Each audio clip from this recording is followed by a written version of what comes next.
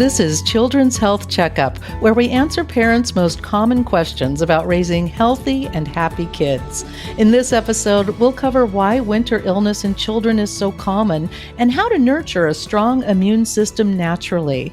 I'm Amanda Wild, your host, with Dr. Neethu Mathew, pediatrician at Children's Health. Dr. Mathew, welcome, and thank you for being here. Oh, thanks, Amanda. Glad to be here. We confront this every year. Can you explain why children seem to get sick more often during the colder months?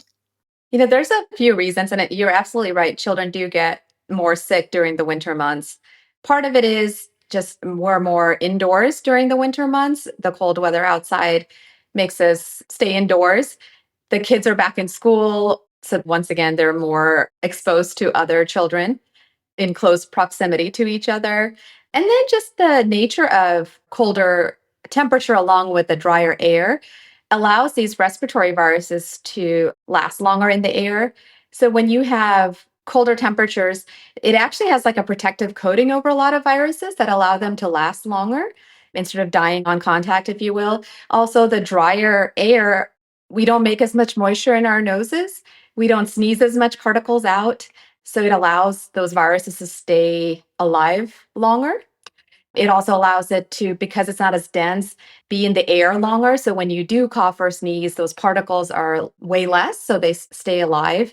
And then I think that the other part is when our noses are cold, which is really very exposed, the little hair particles that are in our nares that help move the particles out, they're frozen or they're not as mobile. So we have those particles that are just stuck there longer. So it's kind of a cumulative effect of all of those things. So yes, kids do get kids and adults, but kids more just because of their hand hygiene and everything else, but they do get sick more often during the winter months. And you said kids are also around a lot of other kids, all breathing on each other and handling some of the same things. Are there specific age groups or children with particular health conditions who are at higher risk during the winter months? Absolutely. Kids under 2, we always consider to be higher risk for these winter viruses. Their immune systems are still developing. If you're vaccinated, you will have some immune protection, but they haven't contacted these viruses as often as maybe someone who is a little bit older. And so we do consider kids under 1 month at very high risk, kids under 2 at a higher risk. And then if you have underlying diseases like asthma, these viruses can trigger your asthma symptoms. Anytime you're at an immune risk, if you have an immune deficiency or you have to be on immunosuppressants for another illness, or if your immune system just doesn't work as normally as others, for whatever reason, you're going to be at higher risk no matter what the age. And since so many viruses are going around, how can parents differentiate between a common cold and something more serious that might require medical attention? I know this is a hard question because some of it is doctoring as a mom or a dad, right? And so I know even my own kids, when I say, oh, it's just another cold, they get mad at me too because they're like, Mom, there's got to be an answer to this. But really, the colds, they're longer, but they're milder, is kind of how I see it. So, yes, you might have low grade fever. You'll probably have runny nose, congestion that turns into a cough on day like 3 to 5. And then that lingering cough that lasts, it seems like all winter long, but it really does last for up to 14 days. And that's still considered part of that virus. And then take into effect that we have rhinovirus, we have adenovirus, we have parainfluenza. So you can get a few of these viruses back to back, and it seems like your child is always sick. But the thing is, it gets better. So day 3 to 5, 6 is probably the worst of it, but then the kids are getting better. The cough is a little better. It's not gone yet. With things like flu, it's a higher temperature and you will have some associated body aches, more likely to get dehydrated because they're just not feeling well enough. But flu is usually shorter. So it's about 3 to 5 days and then you seem to get better. Again, depending on how much congestion, and you could have a cough that's lingering. What I worry about the most are those kids who, let's say, had a common cold. They seem to have gotten better on day to 14, like expected. And then the following week, they end up with a high fever. That's more suspicious to me for a secondary bacterial infection. That could be an ear infection, it could be pneumonia, it could be sinusitis in the right aged group. But those are the things that perk my ear when I get that history of, oh, yeah, 2 weeks ago, he started with this. He seemed to be better and was back at school. And then Now he seems worse than he was before.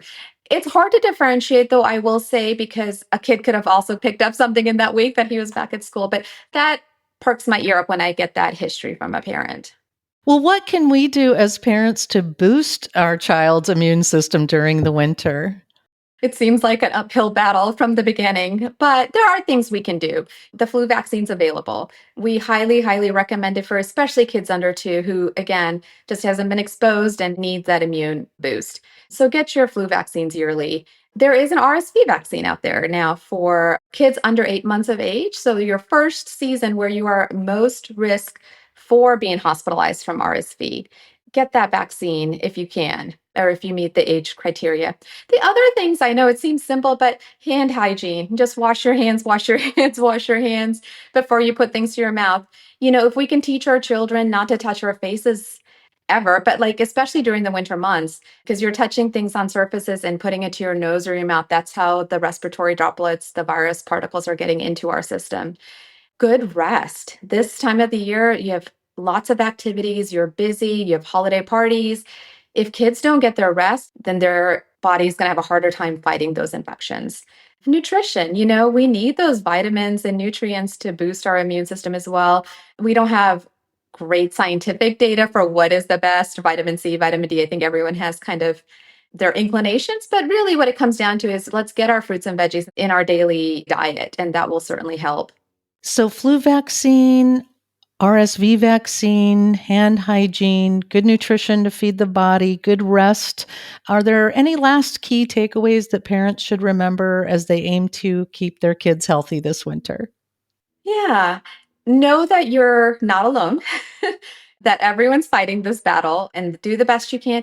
A few other things that you can do. We are indoors a lot, and kids who have allergens or who already have indoor allergens are probably going to be at higher risk. So, getting a air purifier for your home or clearing out your filters more often to kind of remove those impurities will help. If there is a nice day in the middle of winter, open that window. Let some of that air go in and out of your house so that we're refreshing again. So take advantage of that. I think that might help, especially those who already have some allergens. Also, remember that kids under 6, we do not recommend the cough and cold medications for. So studies have shown over and over again that it's not very helpful. A spoonful of honey works just as well for the cough. Saline to remove the impurities from your nose and suctioning that out helps to clear the congestion. For kids over 2, putting a little Vicks, like with the menthol, on their chest to open up their airways and be able to breathe a little bit better. A humidifier, because again, this comes down to just the dry air. So having a humidifier in that room when the kids are coughing at night to get a better night's sleep. Those are proven effective. The cough and cold medications under 6, definitely not. And then the decongestants for kids under 12 are also not recommended.